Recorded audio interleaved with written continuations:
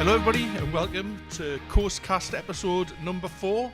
And we have the brilliant Ryan Young from Supermax Creative and also the brilliant band Club Paradise in the studio with us today, and he's going to join us for the full pod. How are you doing? I'm good. How are you doing? Nice to be here. We're doing all right. We're quite enjoying doing these podcasts, and we get quite a few listeners, which is borderline embarrassing because you don't know what you're saying and stuff like that. And people can hear your points of view, but also absolutely brilliant. So I think what we decided we're going to do today is we are going to talk about our favourite gigs, and then we are going to talk to Ryan about his brilliant design work, what he did for CoastFest this year, and also all about his music. So, should we get started with John on his first gig? Sorry, first gig, his best gig. Sorry. Best gig. I've been to that many gigs. Two that stand out, and they were both actually because of the same song. But I went to see, when I lived in London about 25 years ago, and I went to see Wyclef Jean in Brixton Academy. And I wasn't sure how it would be, because I liked his music, like to listen to on CDs and whatever, but I wasn't sure how it would translate live. Oh my God, it was so good. There was this one point in the gig where he passed a chair, just a normal chair, out into the audience, and he said, right, hold that, and I want you to hold it as tightly as possible, don't let it go. And then he just stepped off the stage onto this chair, with 4 people just holding this chair like that. Is he a big guy? I don't know. I was at the back, so. Oh, I've got in my head compared that to he's a big John, guy. He looked quite small to me. Yeah, compared to me, it's a fucking giant. But he stepped onto this chair, and the audience were holding it. And then the spotlight came onto him, and he sang Bob Marley redemption songs. Oh, yeah. Nice. Just literally him and his guitar. And I was like, when you get shivers down your spine and everything, I was like, oh my God, this is magnificent. And then he jumped back on the stage, and he jumped off the stage, ran all the way through the audience to the back of the academy, and climbed the lighting rig. And I wasn't sure whether his manager was going to go off it with him, but he just climbed this lighting rig, and then sang his next song. And, for about 10 minutes, I was just like, my God, this guy's just amazing. You know what I mean? Scares the shit out of me. Every time I hear the name Wyclef Jean, it always reminds me of his lad. I used to know about it when I was a kid. There used to be a street next door to mine called Wycliffe Close, and he was called John. He used to go around school calling himself Wyclef John. Every time I hear his name, it always comes back, and I remember that kid. I wonder what he's doing now. I used to really, really I used to like the Fugees as well, so when he went solo. That album, what was it? The score? Yeah. The album is a phenomenal piece of work, isn't it? She's, Lauren Hill. Lauren Hill. She's just an amazing singer. Sister Act 2. Amazing. Yeah. But then I went to see Tracy Chapman at Manchester Apollo. It's probably about 15 years ago or something like that, and she was doing a just hair and guitars, so she had no band, no backing at all, so it was very intimate. And I like Tracy Chapman. I like a lot of her stuff, but I don't stick it on. You know what I mean? Because quite It's mellow, isn't it? Yeah, It's got a My bit last of prop, I right. loves it. Just sticks it on the car all the time. Just sings every word back to back. A fast car song. It's the most famous one. I mean, I love her. She's fantastic, and I'm putting it down as one of my favourite ever gigs. But she played this whole gig just with various guitars, just on her own, and it was so good. You could hear a pin drop for the whole concert. And then at the end of it, she said, "I'm gonna do a poem by my favourite poet now." And I was like, she's going to go all arty friggin' farty and do this poem, and I'm going to be like, oh, that's spoilt it for me, you know what I mean? And then she started playing the opening riff of Redemption songs, and I was like, fucking hell, yeah, why wouldn't that be classed as a poem, you know what I mean? And literally, I got goosebumps then thinking about it. It was so good, so good. So quite pretty out there, Wyclef Jean and Tracy Chapman, choices. you know what I mean? Good choice. What about you, Ryan? What's the best gig you've ever been to? It's such a hard question, and it's Shan that you've asked me, to come on the podcast and give yourself such a big question, Shan. But I think Just make it up. I know. That's what we do on most Well, of the podcasts. first of all, I'm going to pull you up on your poetry comment because at CoastFest, Future Heads did the best medieval poem you've ever heard. Oh, and that was was like, it real? I next forgot level. about that. I'm here for the arty-farty. But I think like maybe the one that stuck out in my head like as soon as you said the question was I saw Phoebe Bridgers at Barrowlands in Glasgow. And it was It's a great venue, that. Oh, It's like proper spit and sawdust in it, but it's great. it reminds you of like going into Metroland. You know what I mean? With the big logo and all that sort of stuff. So it was so cool. I'd never been to Glasgow before. So that was mint as well. And we were there and it was like the height of summer and it was just as we were coming out wearing masks and everything. And Phoebe had just come off doing a North American tour and then they had like a big sign up being like wear masks if you can and all that sort of stuff because they didn't want to quarantine. What a time, man. Oh man, it was weird and it was like our first gig I'd been to in years because of it all. Yeah. So that was like a really like spine tingling gig to go to for that reason. But yeah, there's a few. The most emotional one would be like Pine Grove or someone like that in Liverpool. That was amazing. And then like I think That's a nice place to go. yeah, it's lovely, mate. You got a nice little town. And then like a weird one this year, there was I went to see Don Broco, and the singer Papa Roach came out and did thug work out with them. So that was like a weird thing of being like, I wish I was 14 still, but actually I'm 27 and I'm loving this just as much. And that was absolutely mint. Yeah. So there's a couple. Nice one, man. So Rachel, I mean, being in a relationship with the person you're in a relationship with, you've probably been to 1,000,001 gigs at festivals and stuff like that. Well, you only ever see snippets though. Aye. There's not really a time where I get to stand and watch a full set. Yeah. Actually, that's a lie. I watched the Vaccines and they were unreal. And who was the other one? Oh, Tudor Cinema Club. They were so good live. Yeah. I wasn't Where expecting was it. that? See that many you can't remember? I feel like it was Bodies. Oh, is it? I think.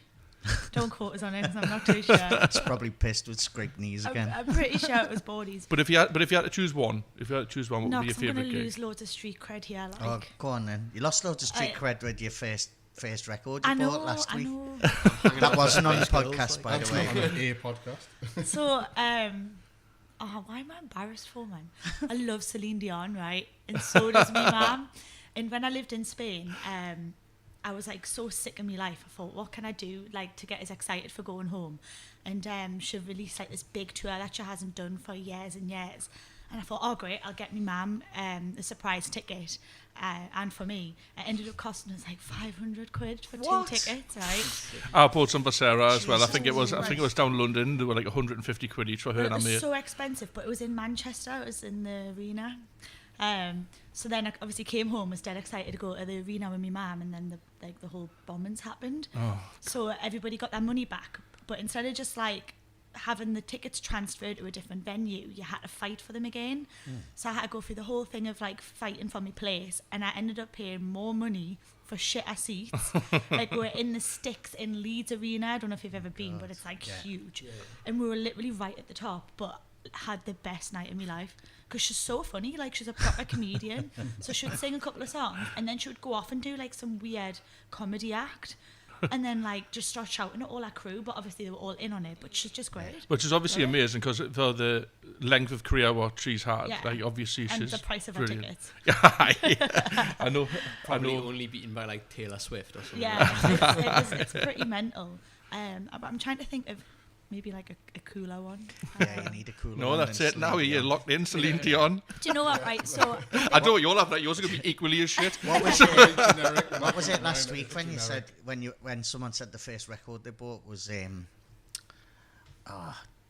Mark Bolan, T-Rex. Oh, yeah. And Oh, you that went- was and Ki- you that went- was Kieran. Yeah, Oh, Kieran. yeah. He said that, and you went, yeah, that was my first record. Well, actually, I got Gina G before that. hey, I'd love to see Gina G live. Should only do one song though, and that would be Get that booked. No, thank you. but I think the 500 quid of anyone's money. I think the other person I would say, well, band is, I think we talked about it maybe a couple of weeks ago, but it was really unexpected last year at Lindisfarne. We had Rudimental booked as a headliner, and I just thought it was two guys with like DJ decks that just so ignorant of us, and I just thought, oh well, if I get to see them, I'll get to see them. If I don't, I'm not going to be that bothered about it. And then seeing what they came with and all of the instruments, and I thought, oh, this is a bit different to what I thought it was going to be. And honest to God, I was front of stage on someone's shoulders the whole time, living my best life because they were so good. Well, I was kind of expecting you to say that because over the past year, obviously, when we've been organising our festival, you've mentioned that rudimental performance at least 10 or 15 I times can't to stop us. talking about it. It was unreal. Like it was. But it's great when you go to see someone. I mean, I'm gonna get onto a similar kind of thing when I go through my best ever gig. But it's great when you go somewhere not expecting it to be that good, and you go, can we absolutely buzzing because it was I was amazing. totally ignorant to what it was that I was about to watch, and then I swear there was like 12 of them on stage. And I thought, oh my god, I'm not even into this like kind of music, but it was just sick. The whole thing was great. Yeah. No, you're right though, John, because I've been to loads of gigs where I've been really, really looking forward to it, you know what I mean? I'm like, oh, I love this band or whatever, and then got there and been like, you're a bit shit really, you know what I mean? Dead disappointed by it. Yeah, I remember going to see Counting Crows actually in Newcastle. Don't. Yeah, yeah. Seriously, I ended only up just started to love them and appreciate them. No, honestly, because I love Counting Crows, but I was so excited, and I went to see them. What's it called in Newcastle now? It's like NX. Yeah, it's called NX now. I thought they would be a bit big for. Nah, I went to see them in there, yeah. and I was so excited, and then I was like, oh god, these are absolutely shit. And I ended up, it was when I think Barcelona beat Man United in the Champions League. I ended up looking at following that on my phone while they were singing. I was that bored, you know? Yeah, it was awful. So it is usually the bands that you don't expect to be like blow you away. Maybe it's because you hype yourself up. Me and Dean did that. We hyped ourselves up for a band and then went to see them play in NX. But it was, what was it called? It was the Academy. Well, it was a Colin Academy then, the O2 Academy, and now and it's we went NX, to go see them, and I was so excited, and we left halfway through. Did you? Who was that?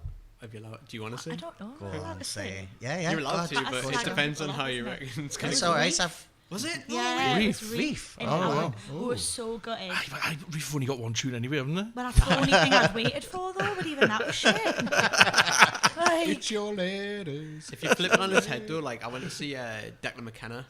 He's amazing. At the City Hall, and I really, really loved. It was when the album Zeros came out, and I really loved the album, but I wasn't sure what to expect because I didn't really know much other than like the other big song, which everyone knew. I can't remember it now. Brazil. I'd only known that song, and I loved this album. Went to see it, and he was doing the Can you swear? Yeah. He's doing the fucking bleep test on stage, right? Like, literally, he's in a sequin purple suit, and like he's just doing the bleep test perfectly side to side of City Hall during the bridge of this song, and then he gets right back at the top of the stage again, sits behind his piano, continues as if now just fucking happened, and I was just like, what, this guy? And then he picks up his guitar, shreds, off he goes, and I was like, nah, I'm not having this. This is unbelievable. It was the best. Like that might be my best gig actually. Just bleep tests. The worst thing ever in school becomes your best ever gig. Exactly. It's an iconic move if you can pull it off on stage. How well then, Christopher? I cannot wait for this one. I was going to say we're doing the bleep test for the kids tomorrow at football, so that's going to be fun. I bet you don't do it though. I'm not doing it. See how fast I can go to the bar and back. Do the I'm generic, so generic. Come on then. It's boring as shit. I bet it's either a Coldplay or something like that. Oh, no, don't. Oh, actually, nah. Tell you what, I did go to a Coldplay gig at Stadium of Light once, of and Light. it lashed it down for the full thing, and it was actually kind of good. I got a Is last it minute ticket the for it. music or is it the production? Aye.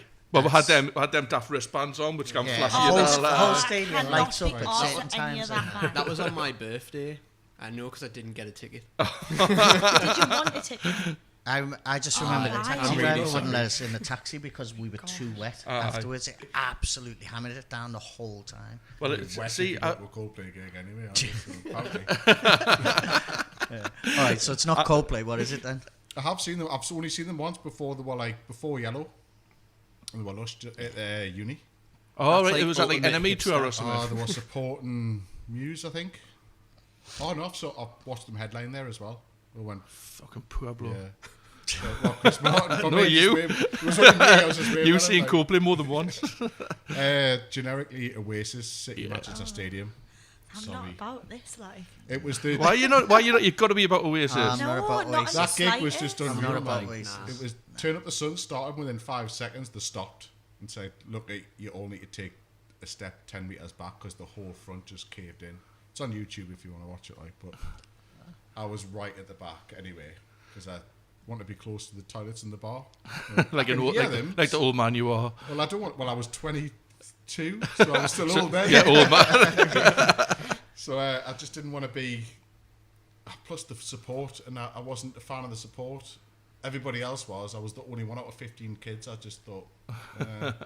So I stood at the back, drank me pints, and then when Oasis came on, I took a few steps forward. Then when the whole thing collapsed, I was like, well, I'm fine where I'm standing. It's their problem, not mine. But it started again. But the whole gig, when we were a long day, but Oasis You're not making this sound like the best day. You mean it's like a disaster.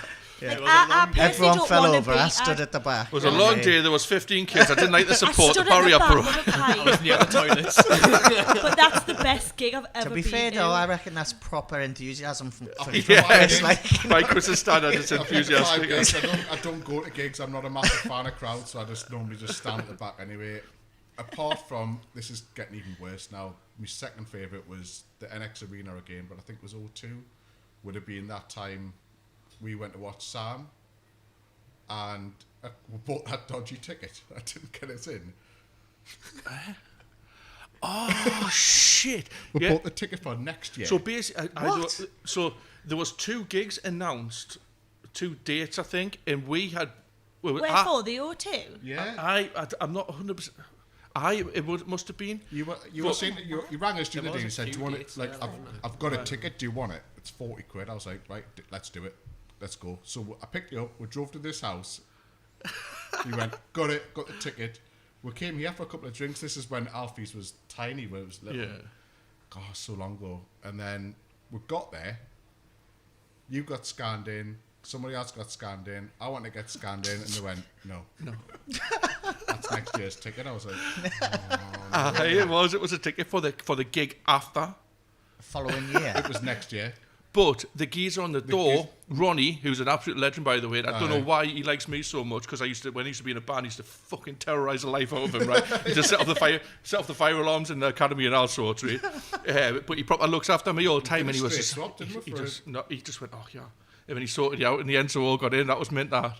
I've totally forgot that was a great night. That was a lush night, but the best thing about it was, apart from obviously watching like Sam coming up and that, was it was no shields in one place, so you knew everybody. Oh, I love them. You type of couldn't gigs, go man. anywhere without knowing someone. It was just That was like St James, man. It was like a one big family party. I loved it. Oh, it I was feel lush. like we've done him a disservice by not saying. I'm really like bitter about the St James thing though, because I tried my hardest to get tickets, right? And I swear to God, I tried like everything. I couldn't get one. But so I will forever die a bitter man for missing. Well, I was very lucky in the way I got my ticket, because I wasn't successful in getting a ticket either. But through a couple of people who I know who won't thank us for saying, like, I managed to get on a paid guest list kind of thing. Yeah. So I've It managed makes to. you feel better. I didn't have a ticket, and I thought I'd You be didn't. fine. You didn't have a ticket. No. I remember you going, I haven't even got my ticket. It was like 2 days ago. I was like, Yeah, what and the then fuck? I was like, oh, it'll be fine, it'll be fine. And then Dean was like, It's like- I think I might have cocked up a little bit. And I thought, oh, for God's sake. It's not even really like the same as when you go and play a gig at the Clooney though, because you can't just like load in with the band. Do you know what I mean? Like they've got trucks. Just in the trucks with all the gear. It worked out in the end, like, but I'll go in like Ed Sheeran in one of the flight cases. Halfway through ACDC, you burst through the stage. I'm here. Are we on to me? yeah. On to you. I'm not 100% sure if it's my favourite gig ever, but it's definitely one of the most memorable ones. It was, went with my cousin Graham to Glastonbury in 2008. And it was the year when Jay-Z headlined, and beforehand Noel Gallagher had been in the press, like basically rinsing him and all that, saying like it's like Glastonbury's like a guitar music festival, not a rap music festival. And I was like, obviously love Noel Gallagher. I was like kind of like going along with, oh, it's going to be pure shit and all that. But we've got tickets, we'll go and see him anyway. But Glastonbury were dead clever. They closed down all of the other stages. So if you wanted to go and watch some music, you had to go and watch Jay-Z, basically. And he came on. And he started like, he brought a guitar out and he was like, did like a Wonderwall parody thing. And I went, oh, yeah, we can. And then it just dropped it in 99%, 99 problems, but a bitch ain't one. The whole place just went fucking bananas when the whole place was erupting. I was like, this is the best gig ever. No, but it was mint, but I'll never forget that. Like, that was like kind of, we were knackered, we couldn't be arsed and all that, because obviously you've been at Glastonbury all weekend and all that, getting up to all sorts of mischief. And then when that it was that moment when he kicked into that song as his first song of the set where I was like, you know, like the hairs up on the back of your neck and you couldn't help but put your arms in the air. It was amazing, like. It was amazing. Yeah, so I think that's probably one of my favourite gigs, but I've been to that many of them. I kind of just single out, like I'd be on forever. It'll be when we go away, we'll be like, well, that gig wasn't it? Yeah. Even as we're going around, I'm going, I remember that gig now. I remember that. I'm seeing Passenger in Edinburgh. Oh, I would love to have seen. Oh my God, he was so good. And then at the end, he did "Scare Away the Dark," and it finishes oh like that, and he goes off, and the crowd carried on singing. And this was he'd done his encore and finished with that song, but the crowd wouldn't stop singing this like, and he came back on. And did another encore because literally it was like, it must have seemed What's about 5 minutes. You don't hear about. He's still making albums. I think he had an album out earlier on this year, but just quiet. Yeah, it's not. I mean, he had his big single, didn't he? Let Her Go or whatever. Yeah, he was like 2013 hype, wasn't he? Yeah, he's not really had anything big since then, but he tours constantly, goes, and he brings. I think he's bringing out about 2 albums a year. So good. Oh, really? It's really good. Like, oh, we're not doing 2. You're missing one. Yeah, you are missing one. Have you got any Oh, more? we're doing 2. Oh, Jesus, he puts that foot. We're just Your doing idea. one. I know it was my idea. I tell you what, though, it probably wasn't one of my favourite gigs ever, but I was lucky enough to blag a guest, Eva Kendall, calling a couple of weekends ago, right? And we just went up on the Sunday, and I'd seen The Enemy before, right? And I thought, I say to Sarah, I can't tell why we're going to watch The Enemy. It was lashing, doing. We managed to get in the back of the tent and all that. And they were absolutely amazing. Like, I'm not going to say it's like the best gig I've ever been to, but it was just like they just tore the place apart. Yeah. And I really want to get them for CoastFest. Like, I really want them, and I've already been speaking to the agent, but maybe it's in a couple of years. Do you know who I would love to get, but it's definitely not plausible? Vampire Weekend. It was so good. Well, they're American for a kick-off, aren't they? So good. Also, do you know like the relationship between the singer Ezra and Quincy Jones? No. So Rashida Jones, the actress, is Quincy Jones's daughter. Ezra from Vampire Weekend is married to Rashida Jones. So now the singer of Vampire Weekend's father-in-law produced Michael Jackson. That's so mad. Mental. Isn't that mint? I was like, I was done for days when I seen that. It sounds like one of those 7 degrees of separation stories. What's the name going out with Taylor Swift for about a day? Tim Healy's son. Matty Healy. Yeah. Oh yeah. His parents are from around here, aren't they? Yeah. The jump from like being just like, you know, kid from Shields, and then all of a sudden the link to Taylor Swift, like the link from there to like Quincy Jones. We should do an episode on that, the 7 degrees of separation. Yeah. And we've got to work out the 7 degrees of separation to somebody and how we can find them. Rachel's is one from everyone. we'll do I know. We're not allowed to be on that episode at all. Well, you're away in a couple of weeks' time, aren't you? Yeah, do it when I'm not here. Yeah, we'll do it when you're not here. And 1 degree. I don't mean to be like this, you know. It's actually embarrassing. I'll be at work and someone will be like, oh, such and such. And I'm like, oh, God, I used to work with him, or I'm really good friends with him. And it's getting embarrassing now. My God, sake. We had a Sunday dinner in the office one day. We're just sitting, chilling, watching. I was going to say watching the match, we shouldn't have been. But I went, "Who's the most famous person in your phone book, John?" And he went, "Why? Who's yours?" I was like, "Oh, Kieran Bow." Bless him. I'm friends with Dean on Facebook, if that counts. Like, John was going through his phone. He went, "Steve Redgrave." Oh like, yeah, I've got Steve Redgrave's number before. You know, the rower. Used to work at a rowing club a few years ago. These things off, and I was like, nah. Famous people can't win with that one. Yeah. I don't have anyone on my phone because I don't answer it. That's my. I know you don't. I really, really don't. So that's my separation thing. My friend knows somebody else. I don't know Steve Redgrave. I've spoken to him once on the phone and I saved his number. She doesn't like go rowing with him every Sunday or anything. Come round me, Mars, for Sunday dinner. That's how he's done his back end. Out with Steve. FaceTime, bring him down, see if he's standing up or sitting down. Definitely not. Anyway, shall we move on and we will get on chatting to Ryan about the amazing artwork, what he did for CoastFest this year. If you're watching the pod, we are watching the pod this week. Oh, we're not just listening to it. Yeah, if you're watching or listening to the pod, you will have probably seen our amazing artwork for CoastFest this year. and Ryan was the person who designed it all.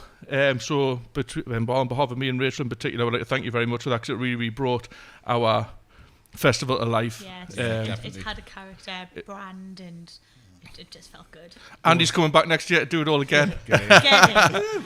But So, those mascots, man, those Yeah. every single one of them. Like, So- where did that come from? Like, when we talk about that first, like, where did... Yeah, for sure. So I think when I just messaged John, being like, I see you doing this festival. If you need a hand on anything, let me know. Would love to create something for Bet it. you regret that now. Yeah. We'll get on to that. But it's not- Everyone who fucking volunteered fucking regrets it. Sorry. But when I spoke to John, there was a 90s band. Remember, like the first iteration of who was going to be booked for a headliner, there was a 90s band, and I can't remember the name off the top of my head, but I would decide like that was going to be like the styling route for the poster and stuff like that. And sometimes I really like it when people do local things on local designs and all that sort of stuff, but sometimes I think it just misses a little bit.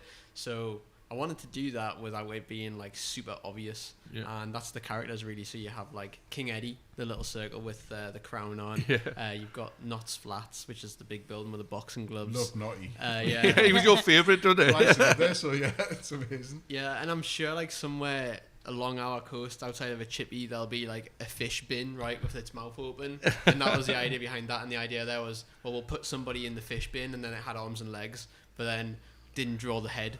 So now it's just a fish with arms and legs, but yeah, let's do that.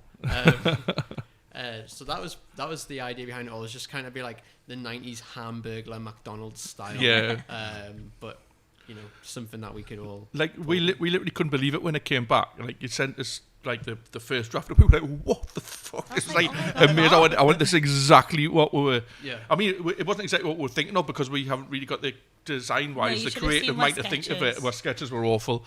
I didn't even present them to Ryan, because I was like, Wow. "No, Ryan, just go with it." The logo itself, like the Coastella type logo, is like a it's like an acid skater logo you would get, right? So like 90s Vans type of thing, where you would watch it on like a 1x1 TV screen in between an episode of Scrubs. So like that type of thing, where it's kind of going across a CRT screen to an extent. That type of thing was where that came from. And then I just thought, well, we'll have the characters to try and like embody these mascots that you might have had as a TV's toy brand or something along those lines.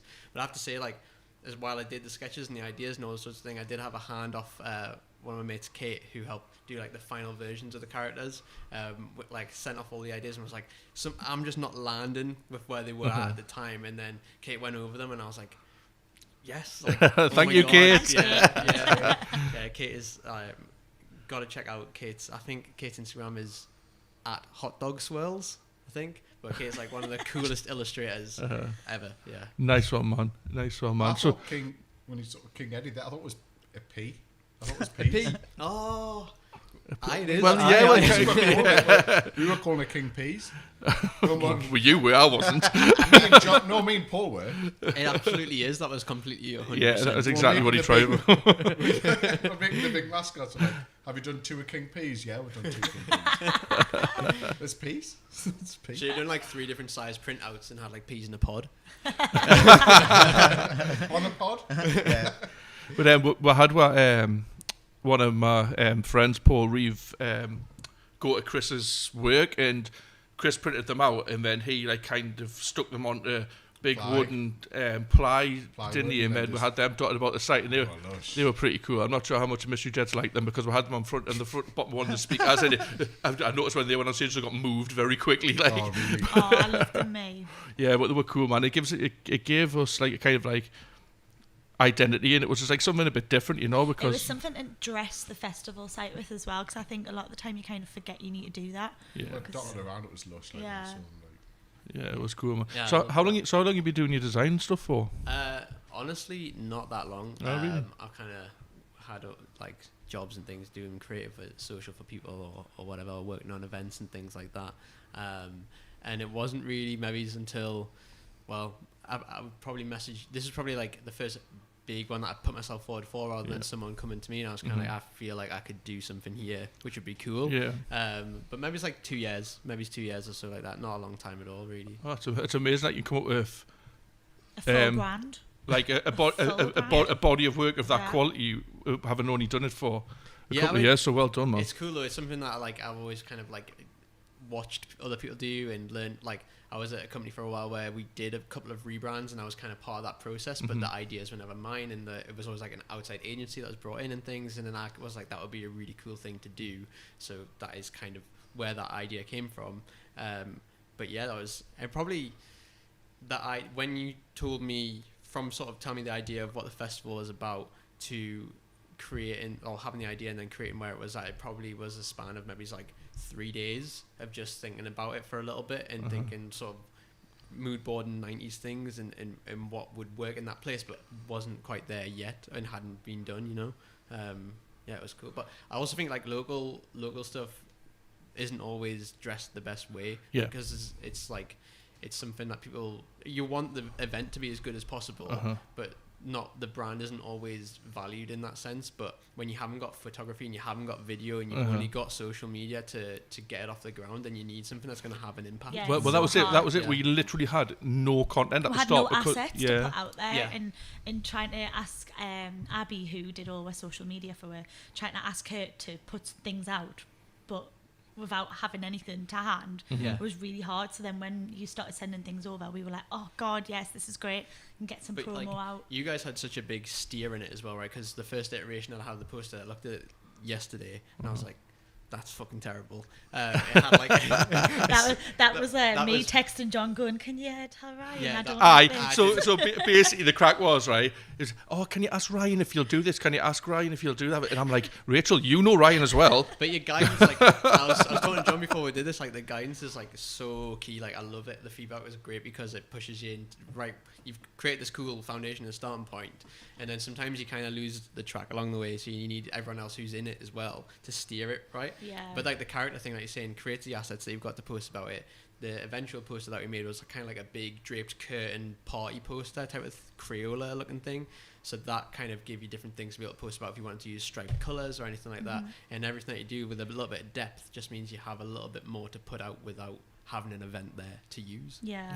Well, we definitely needed it. I mean, the amount of times me and Rachel came to you with different ideas and different things what we wanted, what we'd asked you to put together. I mean, I'm so glad you weren't on hourly. It's just me at 12 o'clock at night going, oh, do you think you could shift that box to the left a little bit? I can't stop thinking about it. No, but we can't thank you enough. It really brought the festival to life and the brand, and like I say, we're moving on into 2024, and I'm excited to and, see what's next. Potentially other little offshoot events and stuff what we may be putting together. And you're obviously we've already chatted and we're going to work on those. So we're really pleased to have you on board, and we can't thank you enough for doing that. Thank you for giving me the space to take this stupid idea that I had and make it into something that was really, really cool and very I don't know, acid skater looking thing for a family fun event. Nice one. Well, I mean, we've got you on for the full pod this week because you're a multi-talented geezer, because you are also the singer in Club Paradise, who also played at CoastFest, who were amazing, by the way. You're actually one of the only bands that I managed to watch throughout the whole festival. I watched side stage and it was amazing, just watching you guys bottle about. So what was your experience of CoastFest? It was so good. I don't think there could be a better first year festival to experience than what you had there. From the fact of how you arranged it and organised it, and the day ran super smooth, to the crew on stage the crew were amazing. We keep saying this. It's so weird for us because they really wanted to help out and lift the stuff off and on. But in my head, I was like, it's all right. I'll carry it up. You're just so used to doing it yourself. It's so weird. That's my guitar lead. Yeah. Excuse me. Do you see that colour tape? Nice one. So tell us a little bit about how the band came about. We've been playing since we were in high school. Yeah. It must have been 2010 when we were in year 9 or something like that. No, I was because I left 2010 and I watched. So you do know Ryan. You can ask Ryan all of the questions next time. I know Ryan. I know, but you know him better than what I thought you knew. We went to That's why I wasn't going to ask him for his amendments. That's right. He got me to do it instead. No, I left in 2010 and I definitely watched you in school. Yeah, because you would year 9 for us is September 2009, so we would have started that time around. Do you know what I mean? school years. It's hard, It's isn't it? 'cause I'm It's hard, older, isn't it? that's why. But you would have left, like, surely you would have left, like, 2011, they were, like, No, the summer of. 2010. Were you 2 years above me? Ah, well. Thanks, Ryan. Oh, I thought you were only a year above, sorry. So you don't know each other that well. Hey, we were in Fiddler on the Roof together. I left school when Fiddler on the Roof was a film. What was the band I'm called? saying The no. original band? We were We were called. trying to think of this the other day. Oh, and I we were could called not Street do Party in Soho. That's the it. one. And do you remember Mr. Bad Hinder, name. the DT teacher? Yes. He had a big poster on the wall of me and Harry were in his form class, and it was like this huge art exhibition, and it looked mint, and we were like stewing over a name for ages. It didn't matter because we were like 14, but we're like, we've gotta get the best name in the world here, and I chose Street Party in Soho as the best name in the world. It is a good name. I Do you like know what? it. No, I still like it. Well, we liked it until we had a dressing room for a gig one day, and we were like 16, 17 at this point, and then we had put SPIS on the door. Somebody put SPIS on the door, and we came back. And you know who I think it was Corb from the greeting committee. Oh yeah, we know Moved the Corb. initials around so it said piss. And then I was like, we're dusted here. Like, so we went under that name for a couple more years, and then we kind of like took some time out. Harry went to China and things, and we'd like to study, and we were just recording like and writing together for this whole time. It must have been like two or 3 years where we just didn't really gig, and Jackson was working in a studio, the YMCA, and we used that time to decide what we wanted to do and stuff, and then maybe it's 2017, 2018-ish, something like that. Renamed the Club Paradise and just started again. Yeah. So has the writing process always been like a collaborative effort? Yeah, I think like normally, or in the past when we were like kids, we didn't really write songs for them being good songs. We wrote songs because we really like loads of different melodies and stuff going on. We were always figuring out like how we can make it the most interesting thing when we're younger, and kind of I think over time you learn like, you know, a song is a good song because it's got like a solid vocal melody, it's got that hook and stuff, and you don't necessarily need to be doing everything you want to do all the time. I don't think the songs were bad when we were kids. I think they were just very immature, and you could hear that we had a lot to learn. And then I think when we kind of came out to where we are now, I'm really proud of the music that we write now. Yeah, it's great. Yeah. I mean, you recently did you sell out the Clooney? We were close. You were close. Yeah. Because that was a really big gig for you guys because it was very well attended, wasn't it? Yeah, it was mint. Thank you. Yeah, that was in July. I think the last headline show we done in Newcastle was at Cobalt Studios. Okay. Which was like, I think if I chose a favorite gig of one that I'd played, it would be Cobalt because that was unbelievable. The whole place was bouncing. But then since then this is the first headliner since like the end of COVID, so we waited a little while to do a proper headline show again. And it was just cool. We didn't really push it hard. People on the mailing list, thank you so much to the mailing list people who we have, because people just come out, and we don't. I hate social media these days, so I don't really like. I should post more, but I really can't force myself to do it. So to everyone who did come, like, it means the world. Well, we had a good chat earlier on about all this and how social media is very difficult to promote yourself on because it's that diluted with so many other different bands and where the algorithms are. And you were just stressing how important the mailing list was to your band for that particular show. Yeah, I mean, well, first of all, we also had 2 bands on who were amazing at the Clooney. Diago, it was like their second gig under that name, I think, and then Wild Spelks, who Johnny is like my favourite songwriter in the world. He's amazing, and if you haven't checked out Wild Spelks, you absolutely need to. But yeah, social media and stuff. Hate it, the worst. But it's cool to have a mailing list, because if we do a run of merch, a run of t-shirts, they sell out really, really quickly. Yeah. Like, we're no one, but we can pay to do recording because we have a really cool mailing list following to do gigs with and sell merch. So it's really, really amazing, man. But speaking of social media and things like Spotify, where can people listen to your music or find your pages? So everything. The handle everywhere is This Is Club Paradise, except for Twitter, or X, sorry, which is Club Paradise _, because they didn't let you have that many characters. And then all of the music is on everywhere, every platform you can find song, just under Club Paradise. Yeah. Spot on. And I think we're going to hear one of your tunes now. I'm proper gutted that I missed, you know. I mean? John was on the bus for the I whole was weekend. elsewhere setting fires and stuff. So, do you know when the promo video came out about the whole thing? And I texted John, I went, what's that song? And he was like, oh, it's Club Paradise. I was like, I watched them. I know this song. I watched it. I thought it like proper earworm. Like, yeah. It is. I mean, Ryan and Max put together our like end of festival video. Which was instrumental in us getting our crowdfunding as well. That really, really helped. But Ryan messaged going, "Oh, like, do you want like a song behind it?" And I was like, "Oh, I don't know. I went, oh, just stick one of your own on." But I've got the song like permanently stuck in my head. You know, it is a proper so cheeky doing that. Fair play though. Why Fair not? I was play. just like Jackson shredding. There's a shot of this guy's hair like swinging around in slow motion while Jackson's on like an absolute ripper solo. I was like, this is the perfect thing. No, it was brilliant. It was brilliant. But anyway, yeah, music. Want to play the song? Yeah, sure. Good stuff. Actually, do you want to pick one, or do you want me to play a new one? You can pick. You can do whatever you Up to want. you. Play a new one, man. I'll play a new one, alright. Play one called Yes. Hey, I'm Ryan from Club Paradise, and this is a new song called Yes.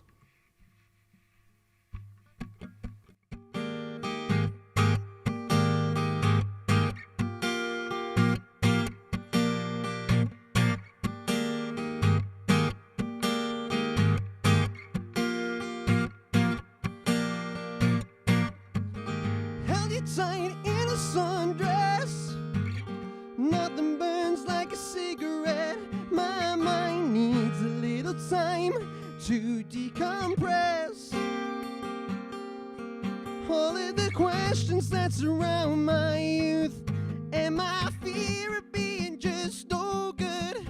Honey, I swear I'm fine most of the time. I wanna know who calls if it's evil on the phone, asking what I ever did so wrong in the years when I was younger. In the years when I was younger.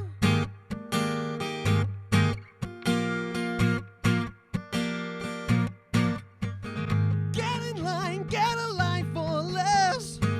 You're nothing special, I'm not holding my breath for the first time. I'm doing fine, I'm not falling over all of my lines. I wanna know who calls if it's evil on the phone, asking what I ever did so wrong in the years when I was younger. In the years when I was younger.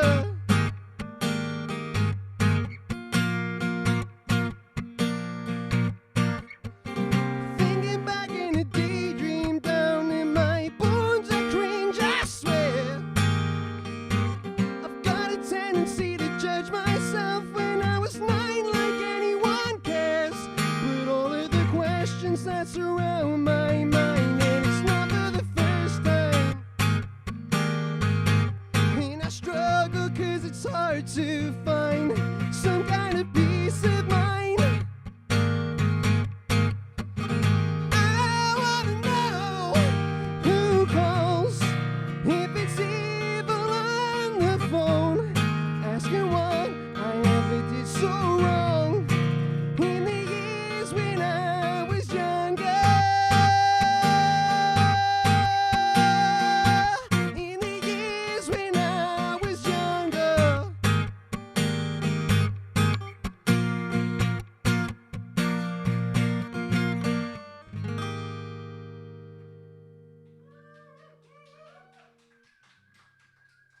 Cheers.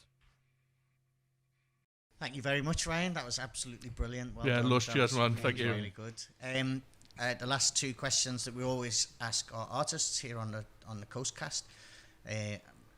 First of which is, this is your opportunity to tell us what you've got like coming up in the future. Yeah, sure. So the next gig that we're playing is at the Grove.